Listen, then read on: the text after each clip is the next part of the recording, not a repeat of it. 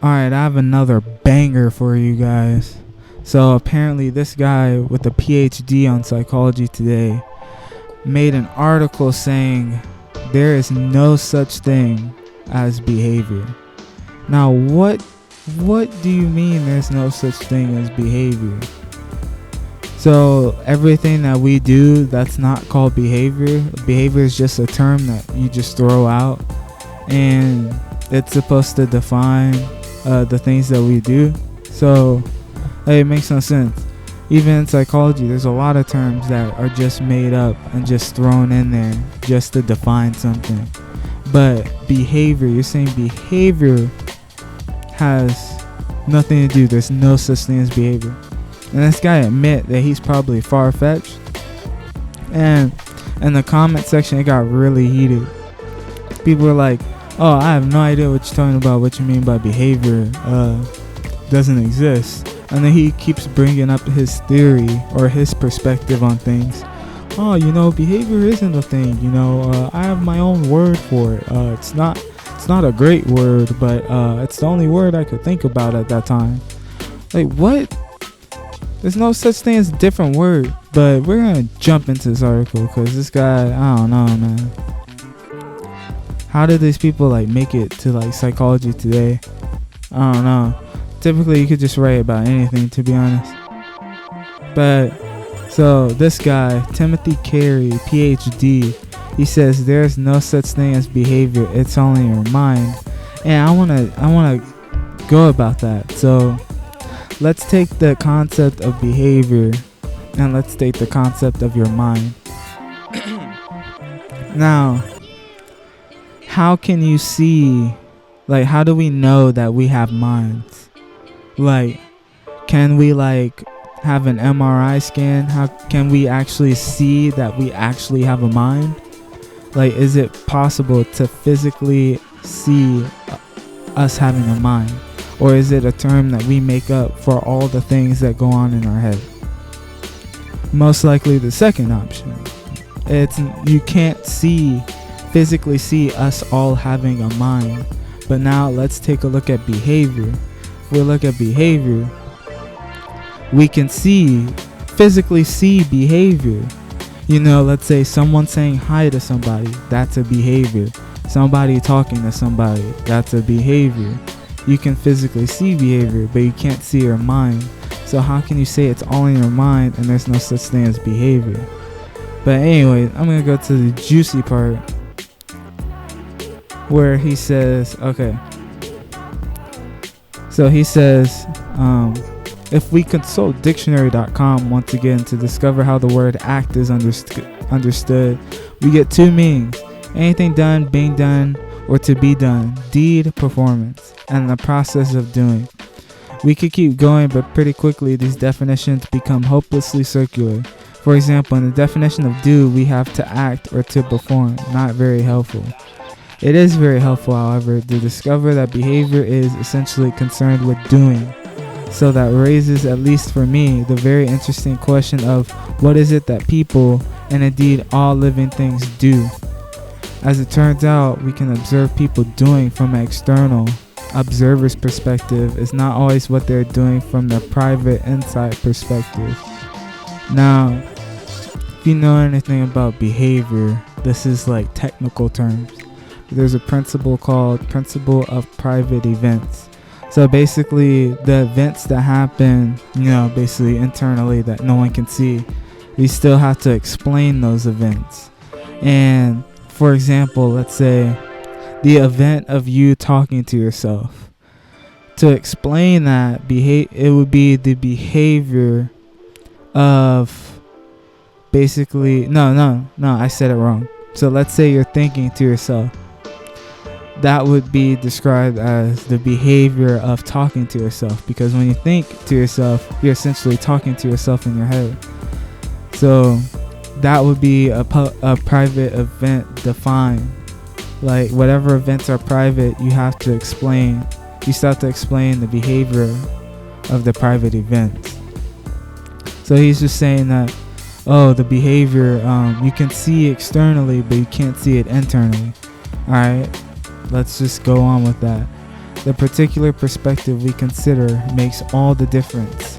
If scientific psychologists have been interested in understanding and explaining behavior from the inside looking out rather than from the outside looking in, we would be in a very different place from where we are just now. What people do from their own internal perspective is goal. Yes, you read it right. I didn't leave a word out or make some other grammatical error. I'm proposing that we should use the word goal as a verb rather than as a noun. Perhaps this would be my lasting contribution to humanity. Apparently it wouldn't be a great contribution because that makes no sense. So basically, instead of using behavior, use as a goal. So me thinking to myself is a goal. I don't know what goal. Let's say the goal to make a decision about something. So apparently everything we do, we have an end goal. So if we're hungry and we get something to eat, it's not the behavior of getting something to eat because we're hungry. It's a goal of ours, our goal to satisfy our hunger. It doesn't make sense. Like, who would use goal? Like, oh, let's change. So if you're in therapy and you want to change someone's behavior, you're like, oh, we're going to change your goals.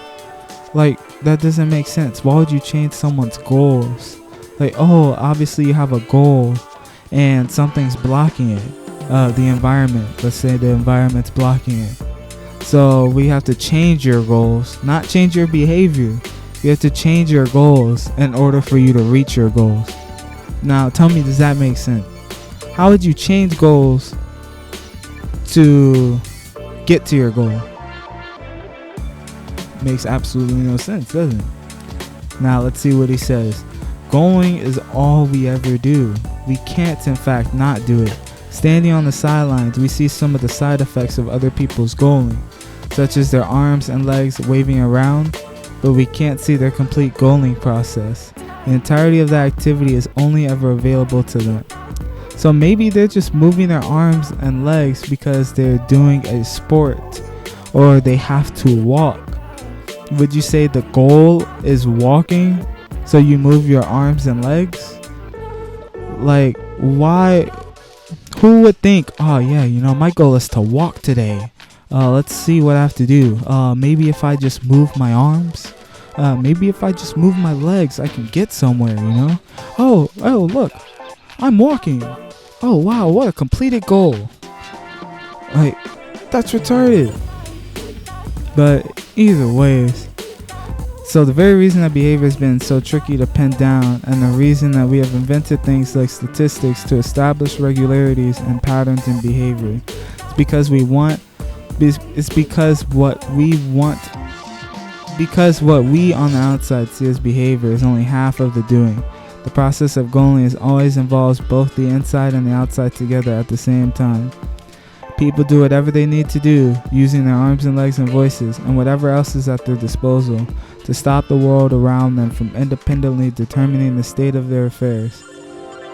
We all have our own individual internal specifications for how we want things to be, and we do whatever is required to meet those special specifications. That's a goaling. We shiver, we put on a sweater. That's a behavior. Turn up the radiator. That's a behavior. Yell at someone to shut the door. That's a behavior. Whenever the air we feel takes a dive for how we like it to be, that's a behavior. Slamming on the brakes, behavior. Like, these are all reactions. If we shiver, that's our reaction. We shiver. So what are we gonna do to satisfy our needs? We put on a sweater so we stop shivering. That's not a goal of ours. Oh, my goal is to not shiver anymore. What should I do? Oh, let me get a sweater. Oh yeah, sweater sounds great. Put on a sweater. Oh man, I'm not shivering anymore. Oh, what a completed goal. Let me check that off my list of the millions of goals that I have throughout the day. Since walking is a goal, moving is a goal, thinking is a goal, might as well have blinking a goal, opening your mouth, saying something is a goal, like moving each finger is a goal. Like, everything's a goal then, instead of a behavior. You open your eyes. Oh wow, what goal is that? Oh, I woke up. Like, you can't do anything about that. You just automatically wake up. That's a behavior. So how would you say that's a goal? Your goal is to wake up, but you can't control when you wake up. You just wake up. So that doesn't make any sense. This guy makes no sense of what he's talking about. I think he should have just never made that article. I swear there's some bad articles on Psychology Today talking about don't use behavior, use goaling, and that there's no such thing as behavior. Oh, sure. That sounds so intelligent. I wonder where you thought of that. With your super neat perspective. And those people that said, I agree what you're saying. It totally makes sense. No, it doesn't. Now, everyone has goals, but no one has the goal to wake up. No one has the goal to move around and walk. No one thinks about those things. Now, people have goals that they actually talk about. What, that would be considered behavior? Or only the things on the inside is a goal? Everyone has their own goals. That means, if you call it goaling, that means everyone in the world has millions of the same exact goal, because everyone walks, everyone moves, everyone breathes. So you breathing is a goal? Like how? I don't understand. But anyways, let me know what you think about this ridiculous article. It doesn't make any sense at all. But yeah, like, comment, and subscribe. Share this with your friends. Share this with anybody that needs a good laugh or just to shake your head, because this makes no sense. Alright, Truth, signing